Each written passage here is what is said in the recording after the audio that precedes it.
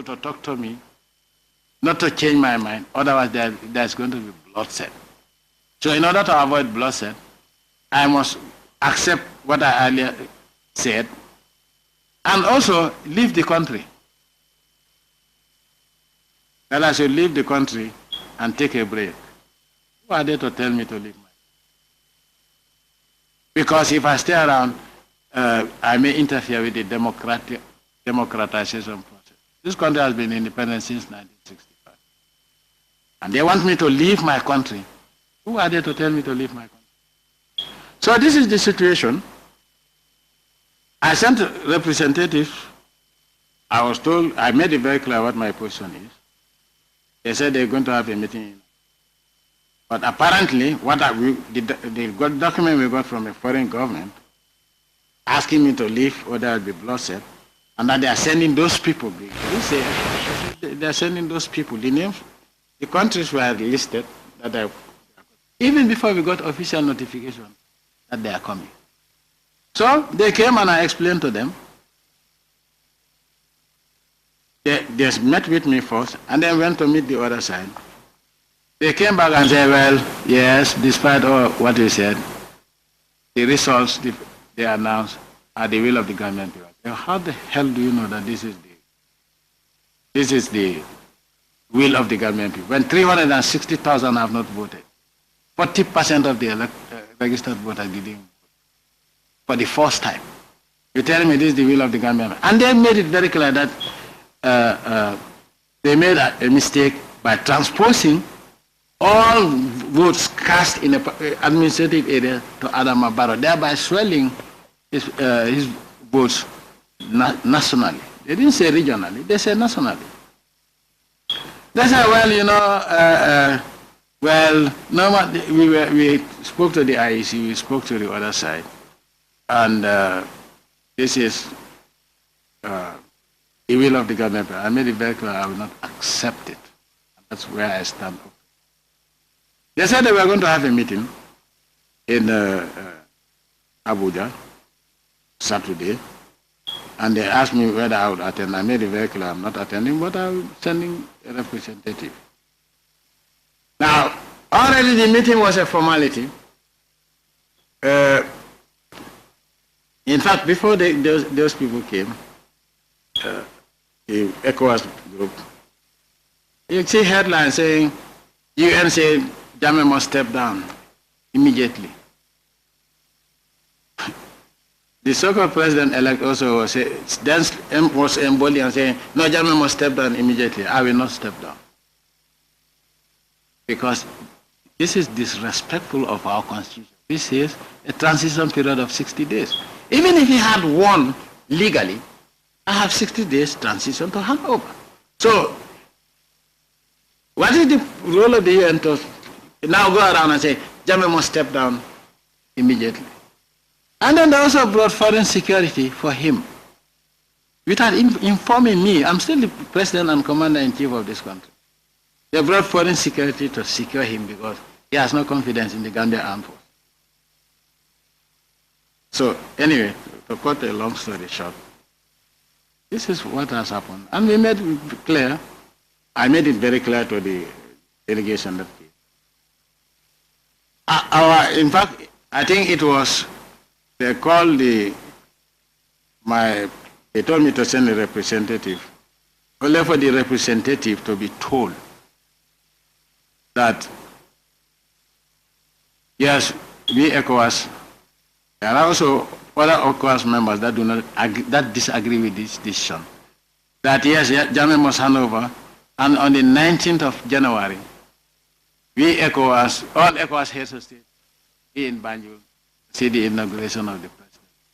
ECOWAS. This is violating one rule that says non-interference in the internal matters of countries. And now ECOWAS trying to force me out, which will not happen. I'm ready for anything. And unless the court decides, there will be no inauguration on the 19th. And let me see what ECOWAS can do about it. I cannot be threatened, and I will not be threatened by anything. It's not only ECOWAS, but those powers behind ECOWAS. Let them come, they will find me here. We came to defend this country, the dignity of Africa, and we stand by that. What is wrong? And what did they say? Knowing that we have a strong case, they said, irrespective, in fact, we should not go to the court. And irrespective of the court decision, if you proceed, they know that I'm going to proceed. Irrespective of the court decision, they will enforce the December 1 election result. Let them enforce it to them and see. What are they waiting for? So this is the situation.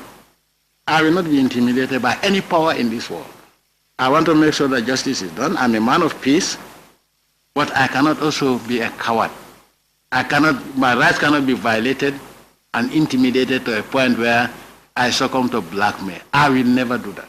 So this is my position. All what we want is a peaceful resolution of the conflict by Gambians based on the constitution of the Gambia. Now, if ECOWAS decide to disrespect our constitution, they will find me ready for anything. I'm not afraid of anybody. So this is the situation. In as much as I don't want any violence, but if any conflict is imposed on me, I will take it in great stride and I will win. Because I have the Almighty Allah, I have my confidence in the Almighty Allah, that Allah wants justice. But now they made a decision that no matter what the outcome of the court is, we will enforce the December 1st result. After they have all these documents this document about. So my brother, this is the situation. I want to thank you for coming. I'm a man of peace, but that doesn't also mean that I will not defend myself and defend my country. And defend my country courageously, patriotically, and win. Emerge victorious. Nobody can deprive me of that victory, except the Almighty Allah. So this is the situation, and I want to thank you for the work that you are going to do. You also have permission to meet any side. To meet any side. But I want you to understand that there are patriotic sides and those that are working for foreign agents. I have many crimes that I have committed with regards to the superpowers. One, I stand to say no when it is not right. And I stand to make sure that Africans will not be insulted because we are black. And I make sure that Africans' resources are not remote controlled. Because we have so many resources and we are the poorest of the poor. And we are the ones, our citizens are the people that are mistreated outside of Africa. When they talk about non-acceptance of refugees, basically it's Africa refugee. We also took the EU to the IEC for the killing of African youngsters on the European coast. And they said they would teach me a lesson. Interestingly enough, the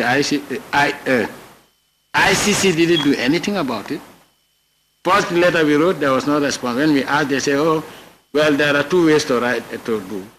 One way you write, that means you, the government, will conduct the investigation and put the facts before the ICC. But this way where you write, you use, which you write, and then the ICC would conduct their own investigation, which is more advisable. So we changed all that, and we didn't hear anything. And that's why we left the ICC because they were happy to prosecute Africans, but not Europeans. So a court, an international court that is only bent on persecuting Africans, we will not a member to that. So there are so many factors. We left the Commonwealth, and they were angry with me because we didn't want Gambia to be seen as a colony of Britain. Colonialism has ended. You have the Foreign Secretary of Britain making comments about the Gambia, deciding what should be done about the Gambia, which was unacceptable. We have always realized that the Commonwealth is a neo-colonialist institution. But we were bidding our time thinking that we can reform it within to make sure that it represents everybody's right, only to realize that we all go there as governors and not heads of state. I decided to leave the Commonwealth. We cannot be colonized twice and we will not be enslaved twice. These are some of the reasons. The other reasons are also related to natural resources, but I won't go further into this.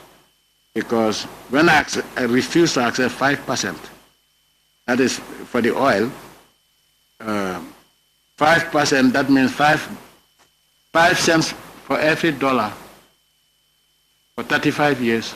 I was told there will be regime change. I say, oh, if God says so, I'll be worried. But because you are saying so, now I'm not even accepting whatever offer you give, unless it is 50-50. You could have been exporting oil before other countries, but this is the problem. As you stated about Gabon, this is the reality. You know what Charles Taylor's crime was? They said it's true that he got involved in this conflict, but that alone wouldn't have warranted his arrest. It was when they discovered, I think, some minerals, and they offered him the 5 cents per dollar, and he refused. They told him regime change. And so, when there was regime change also, they wanted to make sure that, because they use intimidation for other African leaders to say, oh, you see what happened to this person, and that's why they took him. So to ICC or whatever, or the tribunal. So also, other heads of state that have minerals that are very expensive, they are the major producers, but they are the poorest of the poor countries in Africa. When a particular head of state in West Africa said he was going to make sure that they have, when he saw the price of uranium, and said, this is unacceptable. What these people are giving us is bitter, it's an insult. At a meeting in Libya, he made a comment, and I told him, my brother, I know you don't like me, because he said, you know, sometimes we thought you are crazy, but when we go back and listen to what you say, reflect on what you say, and look at our reality, we know that you are a Pan-African. And I thought, well, I'll tell you, and he said, this is unacceptable. I said, okay, well, but be ready for one thing. They would overthrow you if you are not strong. And so he decided to reverse and wanted to open it for anybody who is interested. His former colonial master said, anything that belongs to our former colonies, in terms of minerals, we have the first choice. First choice of, in law you say refusal. Yes. So if you want to change, we have to negotiate. They gave him an offer which was unacceptable. And they made it very clear that that is why we have basis. So the situation is this. If you stand up for defend your God-given resources, you are in trouble with those people that still believe that by virtue of their color, they are superior to anybody who is not their color. And so, this is the situation. Who is the EU to say that whether, no matter what happens in the court, the December 1st elections will be enforced? In Austria, didn't they go back to the elections? Austria, when the far right, they said the far right lost narrowly by a percentage point. The far right came back and said, no, didn't they go to court, and the court allowed them to go back to the polls, whereby the far right won and they accepted defeat this time, that it was true that they lost. So if for Europe for the West they will always call for peaceful resolution of conflict. And in Africa, they want violent, in fact, that is a resolution, because once you think of adding petrol into a fire, thank God there's no fire in this country. This is how they destabilize our countries. Put one against the other, as one of you said, brother against brother, whatever. Because that is how they get our raw materials, our natural resources, free of charge. So, and unfortunately, it took us 9 years to 10 years intervention in Liberia to resolve the crisis. Whereas the war has ended, the economic crisis.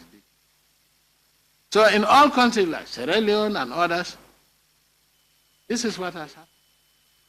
Now, if this is what they want for the Gambia, I hear them. But I don't believe what they are saying. I believe in what Allah is going to do. Allah would judge peacefully, justifiable manner, based on the laws and constitution, based on any outside or any constitution or any power. As I said, this conflict cannot be resolved peacefully if threats are being made. When institutions concerned disrespect the facts. This is where we are. So you are, once again, you are free to go to any court and find out what you need. This is all what we are saying. I'm not declaring myself. All I'm saying is what we want is to come.